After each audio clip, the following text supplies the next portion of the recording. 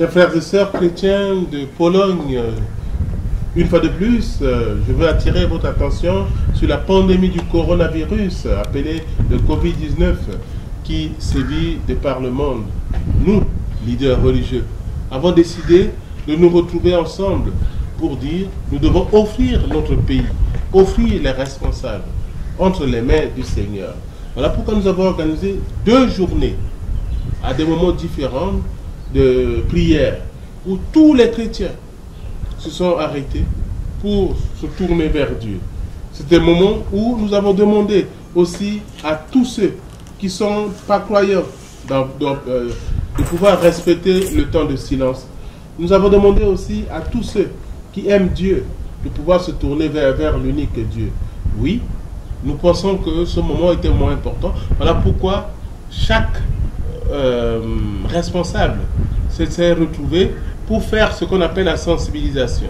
Ça veut dire, nous avons invité d'abord les gens de la science pour dire c'est quoi le Covid et comment est-ce qu'on l'attrape et comment est-ce qu'on peut faire attention pour l'éviter, freiner la propagation.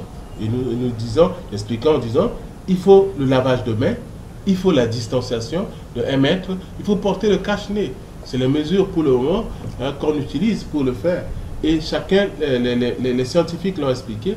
Maintenant, aux leaders religieux, à partir de la Bible, par un prêtre, explique c'est quoi la maladie dans la Bible. Le pasteur explique c'est quoi la maladie.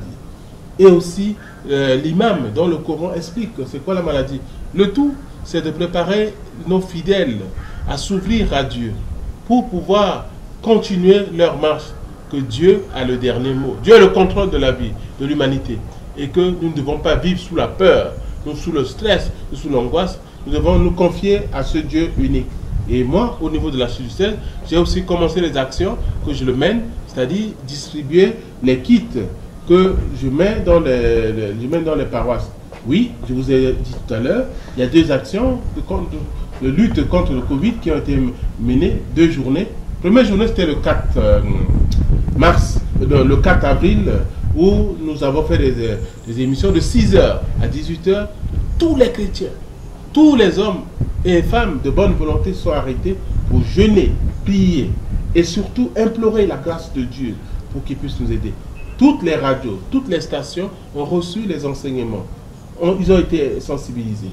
Le 8 août aussi 2020, et quand il y a eu la reprise des activités religieuses, nous avons organisé une journée pour dire aux uns aux autres, certes, nous allons reprendre des activités religieuses, attention, continuez à respecter, continuez à protéger votre vie, continuez à penser et à se tourner vers Dieu. Vous avez là l'exemple type de l'émission de prière animée par les leaders. Oui, nous sommes partis, pasteur, imam et prêtre autour d'une station pour prier. Vous avez là la prière qui est prononcée par moi-même et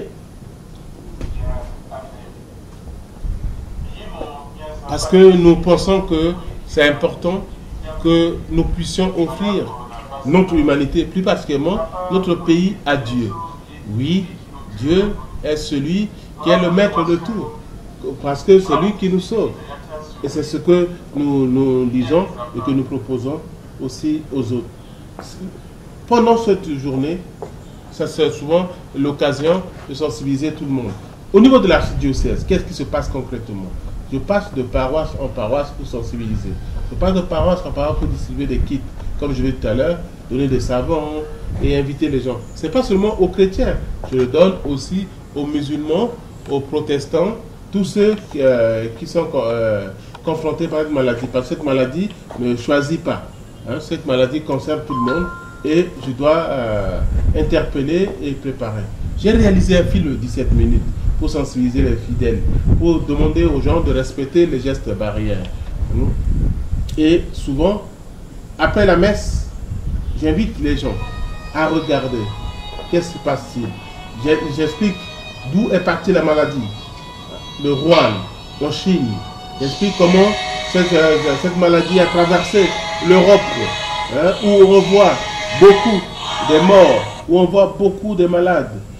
J'explique aussi comment est-ce que cette maladie est arrivée chez nous. Les gens ne doivent pas penser que c'est une maladie imaginaire ou illusoire. Cette maladie existe. Et je demande aux uns et aux autres de faire attention à eux-mêmes et aux autres aussi.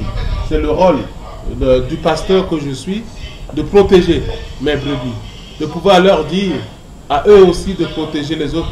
Pas de banalisation, pas de déni de réalité, mais prendre au sérieux la réalité de cette maladie. C'est le sens de cette sensibilisation que je fais aussi.